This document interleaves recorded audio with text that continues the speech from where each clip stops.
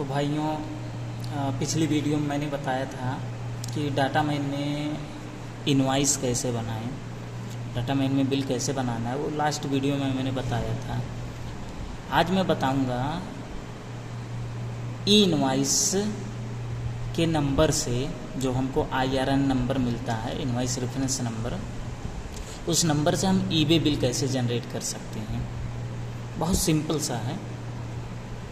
अगर हम E invoice means IRN number से ई बिल जनरेट करेंगे, बहुत सिंपल है। जिसे देख लीजिए, ये हमारा अभी बिल बना हुआ है। इसको मैं अभी वीव करके दिखा देता हूँ आपको। ये हमारा बिल बना हुआ है। अब हमको इसको IRN जनरेट करना है वाया सॉफ्टवेयर में जब भी IRN जनरेट होता है, इनवाइसिंग होता है, वो API के थ्रू होता है। API में हमारा पूरा डेटा जाएगा, फिर उसके थ्रू हमको एक इनवाइस रेफरेंस नंबर मिलेगा, जिसको IRN नंबर भी बोलते हैं शॉर्ट में। अभी देखिए, डाटा मैन में बड़ा सिंपल है IRN जनरेट करना। अगर आपका API क्रिएट है, सॉफ्टवेयर वालों ने आपका API बनाया हुआ है, तो आपको IRN जनरेट करना बहुत सिंपल है। यहाँ पे हमने इसको पोस्ट किया, अपना जो भी बिल बनाया है वो बिल का पूरा डिटेल्स मैंने API पे पोस्ट कर दिया। अब यहाँ से हम वीव करके देख सकते हैं, जैसा कि लास्ट वीडियो मैंने आप लोगों को बताया भी है। अब हमको यहाँ पे केवल जनरेट पे क्लिक करना है। जनरेट कर दिए। हाँ, लेकिन विशेष बात पे ध्यान रखना, कभी भी IRN जनरेट करने के पहले बिल को अच्छे से देख लेना, क्योंकि IRN जनरेट करने के बाद एडिट का कोई ऑप्शन नहीं होता। इनवाइस एक बार हो गया तो आप डायरेक्टली केवल कैंसिल ही कर सकते हैं, दूसरा कोई ऑप्शन नहीं है। तो और इनवाइस कैंसिलेशन विदिन 48 आवर्स होता है, इसके बाद कैंसिल भी नहीं होता। तो अभी हमारा ये देखिए IRN नंबर ये हमको मिल गया, हमारा इनवाइस जनरेट हो गया है। अब यहाँ से हम वीव करेंगे। हमारे पास दो ऑप्शन है, एक IRN नंबर, एक होता है ACK नंबर। इसको बोलते हैं एक्नॉलेजमेंट नंबर, इसको बोलते हैं IRN नंबर को बोलते हैं इनवाइस रेफरेंस नंबर। तो ये ACK एक्नॉलेजमेंट नंबर जो है, ये बहुत छोटे नंबर होते हैं, कम डिजिट्स होते हैं। मैं इसको कॉपी करता हूँ। इसके थ्रू सबसे पहले हम अपने ई बिल पोर्टल में लॉगिन करेंगे, ई इनवाइस के पोर्टल में लॉगिन करेंगे, क्योंकि हमको ई इनवाइस के थ्रू ई बिल जनरेट करना है IRN के थ्रू। इसलिए हम ई बिल पोर्टल, ई इनवाइस पोर्टल लॉगिन करेंगे। इंटरनेट थोड़ा स्लो है गाइस।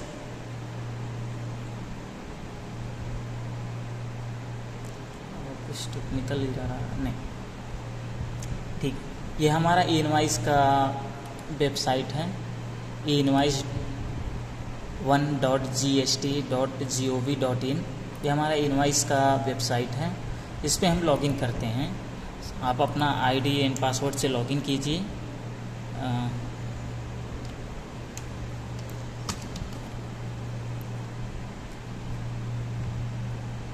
ये हम लॉगिन कर लिए। लॉगिन करने के लिए अभी हम 2 फैक्टर में हैं, तो इसके लिए मुझे एक OTP डालना होता है।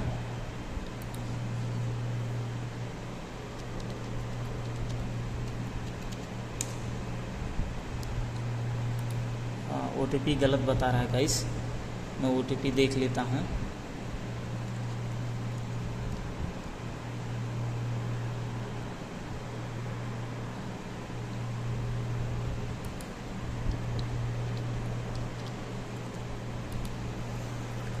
ये हमारा लॉगिन हो गया इनवाइस का पोर्टल।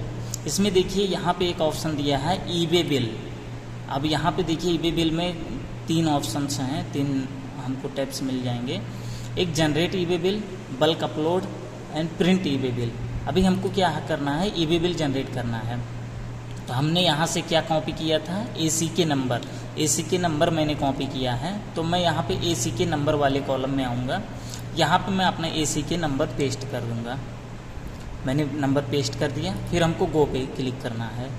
गो पे क्लिक करने के बाद हम थोड़ा नीचे आएंगे, नीचे स्क्रॉल डाउन करेंगे, यहाँ पे पूरा डिटेल्स है, आप देख सकते हैं। जैसे हमारा आयरन नंबर ऑटोमेटिक एक्सेस किया एसी के नंबर के थ्रू, एसी के नंबर मैंने पोस्ट किया ही था।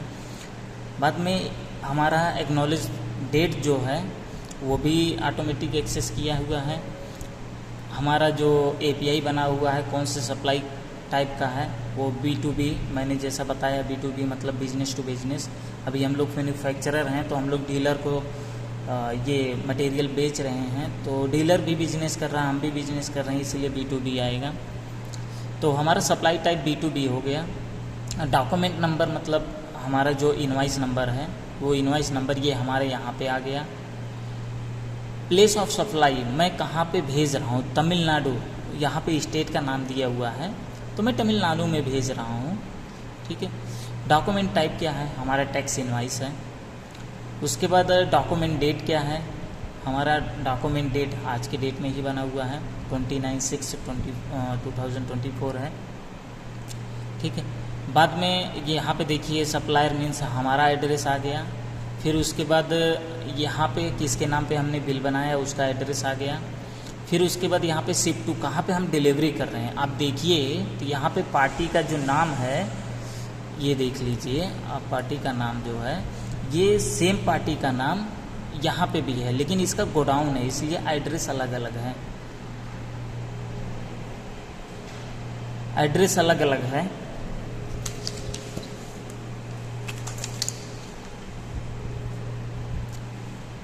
इसलिए हमको अलग अलग एड्रेस फिल करना पड़ा है, जैसा कि शिप टू में होता है। अब शिप टू अगर अलग होगा, बिल जिसके नाम पे है वो अलग होगा, तो हमको इसमें ईबी बिल में एक कैटेगरी होता है बिल टू शिप टू, तो हमको इस कैटेगरी के इस टाइप ट्रांजैक्शन टाइप में हमको अपना ईबी बिल जनरेट करना होगा।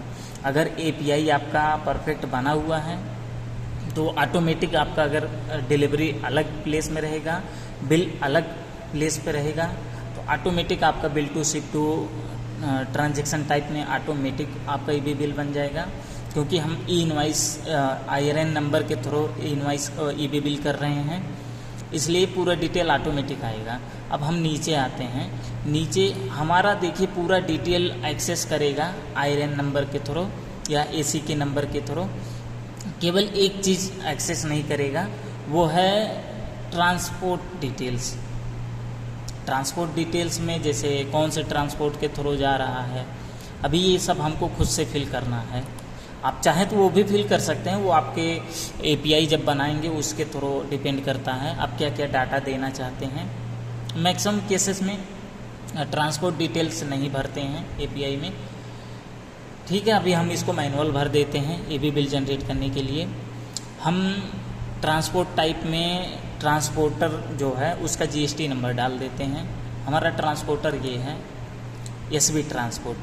अब जैसा कि देख लीजिए बिल में, हमारे बिल में आप देखेंगे तो यहाँ पे आपको दिखाएगा, ये देखिए ट्रांसपोर्ट जो है ये एसबी ट्रांसपोर्ट। आप हमारे माउस का जो एरो होता है, जो तीर है, उस पर ध्यान दीजिए। ट्रांसपोर्टर का नाम है एसबी ट्रांसपोर्ट, इसलिए मैंने ट्रांसपोर्ट एसबी डाल दिया है। अभी ये पूछ रहा है डिस्टेंस, हमारा कंपनी जहाँ से डिलीवरी शुरू हो रहा है और जहाँ पे डिलीवरी दिया जाएगा, मीन्स जहाँ से गाड़ी निकला लोडिंग हुआ है और जहाँ पे अनलोड होगा, वो दोनों का दूरी अप्रॉक्स, मतलब एग्जैक्ट नहीं डालना है, अप्रॉक्स कितना डिस्टेंस है। अभी तो pin code to pin code automatic access करने लगा है, बहुत पहले ऐसा नहीं था, मैनुअल डालना पड़ता था, गूगल करके डालना पड़ता था, अभी तो ऑटोमेटिक है। सेम यही हम यहाँ पे पेस्ट कर देते हैं। अप्रॉक्स डिस्टेंस मांगता है, अप्रॉक्स में डिस्टेंस डाल दिया हूँ। फिर यहाँ पे मेड ऑफ ट्रांसपोर्टेशन, ट्रांसपोर्टेशन किसके थ्रू हो रहा है, मीन्स रोड के थ्रू हो रहा है कि रेल के थ्रू हो रहा है या हवाई यात्रा के थ्रू, सॉरी हवाई जहाज़ के थ्रू हो रहा है या फिर शिप टू शिप हो रहा है, कैसे हो रहा है। तो अभी क्या है, हमारा रोड के थ्रू हो रहा है, क्योंकि गाड़ी जो लोड हुआ है वो रोड के थ्रू ही जाएगा, तो मैं रोड के थ्रू डाल देता हूँ। अभी व्हीकल टाइप्स क्या है, रेगुलर है, कोई प्रॉब्लम नहीं। अभी क्या पूछ रहा है, व्हीकल नंबर। आप यहाँ पे देखेंगे तो ये व्हीकल नंबर मांग रहा है, तो हम अपना व्हीकल नंबर डाल देते हैं। हमारा व्हीकल नंबर ये है TN मतलब तमिलनाडु का हो गया, 90D6572। अभी मैं क्या करता हूँ, यहाँ से वीव करके डायरेक्टली यहीं पे कॉपी कर लेता हूँ, यहाँ पे पेस्ट कर देता हूँ। अभी ये ट्रांसपोर्ट डॉक्यूमेंट नंबर मांग रहा है, मीन्स ये ट्रांसपोर्ट का जो LR कॉपी होता है, विल्टी जिसको बोलते हैं या GC बुक बोलते हैं, जिस भी नाम से बोलते हैं, उसमें एक नंबर होता है, यूनिक नंबर सीरियल वाइज जाता रहता है, वो नंबर भी डाल सकते हैं। अदरवाइज आप ब्लैंक छोड़ देंगे कोई प्रॉब्लम नहीं है। तब इसके बाद हमारा पूरा डिटेल्स आप एक बार देख लीजिए, पूरा डिटेल्स हमारा करेक्ट है। ये तो ऑटोमेटिक हमारा इनवॉइस के थ्रू उठाया हुआ है। अब हमको यहाँ पे ट्रांसपोर्ट डिटेल डालने के बाद सेव करना है। सेव करेंगे, जस्ट फ्यू सेकेंड लेगा, आपको EB बिल जनरेट करके दे देगा। ये बहुत आसान सा स्टेप है, आप रेगुलर करेंगे तो थोड़ा जल्दी भी आने लगेगा। अब हमको कुछ करना नहीं है, यहाँ पे ये हमारा डिटेल्स आ गया। यहाँ पे आप नीचे देखेंगे, ये प्रिंट यहाँ से ले सकते हैं। हमको जैसे 2 प्रिंट चाहिए तो मैं अपना 2 प्रिंट निकाल दे रहा हूँ। यहाँ पे आप डिटेल देखना चाहें देख भी सकते हैं। जैसे यहाँ पे देख लीजिए हमारा EB bill number, EB bill date, generate by कौन से GST नंबर के थ्रू जनरेट हुआ है, ये दोनों तीनों। फिर उसके बाद वैलिड फ्रॉम, ये देखिए इंपॉर्टेंट चीज़ है, वैलिड फ्रॉम आज से, क्योंकि आज की डेट में मैंने जनरेट किया है, तो वैलिड फ्रॉम का मतलब हो गया 29/6/24, मीन्स 29 जून को हमारा जनरेट हुआ 2024 में 11:11:27 AM, 11:27 में सुबह के टाइम पे तो हमारा ये जनरेट हुआ है। और ये सबसे इम्पोर्टेंट है, वैलिड अनटिल, इन केस ये वैलिड का मतलब कब तक ये EB बिल वैलिड है। इन केस सपोज कीजिए आपका गाड़ी ख़राब हो गया या आपने किसी रीज़न से गाड़ी लेके नहीं गए, हमारा बिल बन गया, EB बिल बन गया, किसी भी रीज़न से आप अगर गाड़ी लेके नहीं निकल पाए, डिलीवरी नहीं दे पाए हैं, तो 2/7/24 मतलब 2 जुलाई के पहले आपको EB बिल एक्सटेंड करना पड़ेगा। मीन्स आपको EB बिल एक्सटेंड करने के लिए, जैसे ये 2 जुलाई है तो ये डेट चेंज होगा रात में 12 बजे डेट चेंज होगा, तो 3 जुलाई के पहले आपको रात में 12 बजे से पहले 8 घंटे पहले से लेकर रात में 12 बजे तक आपको एक्सपायरी के 8 आवर्स पहले से आपको एक्सटेंड करने का ऑप्शन देता है। आप अपने EB बिल पोर्टल में जाके एक्सटेंड कर सकते हैं। उसके लिए भी मैं आपको बता दूंगा, एक अलग से वीडियो बना दूंगा। और जैसे ये 2 जुलाई तक हमारा वैलिड है, तो ये चीज़ पे ध्यान देना पड़ता है। फिर उसके बाद हमारा आयरन नंबर आ गया, ACK नंबर आ गया, ACK डेट आ गया। अभी हमारा डिटेल्स आ रहा है सप्लायर का। सप्लायर मतलब हम लोग सप्लायर हैं, जिसने ये गाड़ी भेजने के लिए लोडिंग कराया हुआ है, जिसने भी EB बिल जनरेट किया। ये आउट गोइंग का हम लोग EB बिल जनरेट करते हैं, तो इसलिए ये सप्लायर का नाम हमारा आ गया। फिर GST ऑफ रेसिपिएंट मतलब आप जिसके लिए GST ये EB बिल बनाए हैं, जिसका GST जो हम जिसके नाम पे बिल बनाए हैं, उसका ऑटोमेटिक इसमें डिटेल्स आ जाएगा। फिर उसके बाद बोल रहा है place of delivery, Sivakasi Tamil Nadu. Sivakasi एक सिटी का नाम है तमिलनाडु में, तो वहाँ पे डिलीवरी हो रहा है। ये यहाँ पे पिन कोड भी दे दिया है, डॉक्यूमेंट नंबर दे दिया, डॉक्यूमेंट डेट दे दिया, ट्रांजैक्शन टाइप दे दिया। देखिए मैंने बताया था ना, हमारा जो शिपमेंट जहाँ पे हमारा ये डिलीवरी होगा वो सेम पार्टी है, लेकिन उसका गोडाउन थोड़ा हटके है, मतलब थोड़ा सा हटके है, बहुत ज़्यादा हटके नहीं है। तो हमारा दोनों का डाटा सेम नहीं है, इसलिए ऑटोमेटिक क्या किया, bill to ship to transaction type में डाल दिया है। EB बिल का ये करेक्ट पोजीशन है कि अगर आपका शिफ्ट मटेरियल जो शिफ्ट हो रहा है वो दूसरे जगह पे हो रहा है और बिल हम किसी और नाम पे बना रहे हैं। जैसे हमारा कोई डीलर हुआ, वो बोलता है भैया आप डायरेक्टली बिल बना दीजिए, डिलीवरी वहाँ पे देना आपको, हमारे यहाँ नहीं देना है। वो डीलर हैं, उन्होंने अपना ऑफिस डाल दिया या अपना जो भी वो अपना सिस्टम रखे हुए हैं उस हिसाब से करके वो डायरेक्टली पार्टी को डिलीवरी करवा रहे हैं हमारे यहाँ से डायरेक्टली। तो वो क्या करेंगे, अपने नाम पे बिल बनाएंगे, डिलीवरी उस पार्टी को देंगे। तो उस कंडीशन में हमको bill to ship to transaction के अंडर में ही ई-वे बिल बनाना पड़ता है। अब वैल्यू ऑफ गुड्स क्या है, वैल्यू जितने भी वैल्यू का हमारा मटेरियल है वो हमारा दिखा रहा है, यहाँ पे देख लीजिए इनवाइस का जो वैल्यू बना हुआ है वो हमको दिखा रहा है। उसके बाद HSN कोड भी दिखा रहा है, मटेरियल भी दिखा रहा है, रीजन फॉर ट्रांसपोर्टेशन आउटवर्ड। हाँ, आपको मैंने बताया हुआ था कि हमारा आउटवर्ड ई-वे बिल है। अगर हम मटेरियल मंगाते किसी से और हमको ई-वे बिल जनरेट करना पड़ता तो हम उसको इनवार्ड में बनाते हैं, आउटवर्ड नहीं, इनवार्ड में बनाते हैं।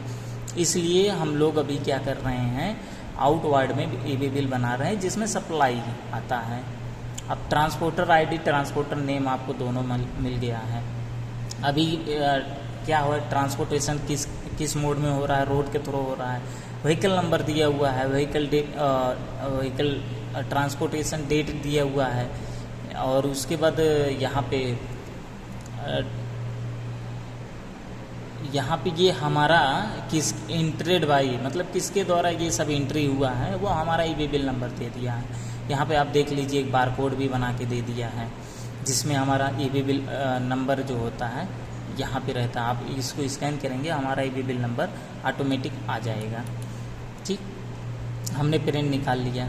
अब हम क्या करेंगे, यही सेम ई-वे बिल नंबर को हम डाटा माइन में ले जा कर के सबमिट कर देंगे, जिससे हमारे बिल में, जैसे मैं आपको दिखा देता हूँ, यहाँ पे आप बिल देखेंगे तो बिल में ई-वे बिल नंबर ब्लैंक है। अभी मैं क्या करूँगा, डाटा माइन में ये ई-वे बिल नंबर भी पेस्ट करूँगा। अभी देखिए यहाँ पे मैं ई-वे बिल जो था यस और नो, तो मैं यहाँ पे यस डाल दूँगा। अभी ये हमारा ई-वे बिल यस हो गया। ई-वे बिल नंबर मांग रहा है, ई-वे बिल नंबर डाल दिए। ई-वे बिल डेट मांग रहा है, तो अभी आज का डेट कितना हो गया, 29/6/2024। ठीक, फिर उसके बाद यहाँ पे डिस्टेंस मांग रहा है, आपको मैंने बताया था 519 किलोमीटर, 519 किलोमीटर था। गाड़ी नंबर ये सब फिट है। अभी ये जनरेट बाई ये सब ऑटोमेटिक ले लेगा। फिर मैं यहाँ पे सेव कर देता हूँ। ये हमारा ई-वे बिल नंबर आप देखेंगे, हमारे बिल में ई-वे बिल नंबर भी आ गया। अभी हमारा देख लीजिए पूरा डेटा जो है वो फिल है। अब हम इसको अपना प्रिंट निकालेंगे। तो उम्मीद है आप लोगों को IRN नंबर के थ्रू या ACK नंबर या इनवॉइसिंग के थ्रू आपको ई-वे बिल बनाना आ गया होगा। फिर भी कोई दिक्कत होती है या कुछ भी प्रॉब्लम्स होती है आप कमेंट कीजिए, मैं उस पर भी वीडियो बनाऊंगा। वो प्रॉब्लम्स जो भी होगा वो रिजॉल्व करूंगा। बाकी अभी के लिए बस इतना ही। और रही बात, मैं आपको ई-वे बिल पोर्टल के थ्रू मैनुअल कैसे ई-वे बिल बनाते उसके लिए मैं अलग ही वीडियो बना के डालूंगा, वो आप देख लीजिएगा। अभी के लिए मैं इनवॉइसिंग के थ्रू ई-वे बिल बनाना सिखाया, जिसमें हम ACK नंबर या IRN नंबर ले करके ई-वे बिल बना सकते हैं, ये मैंने बता दिया है। Thank you.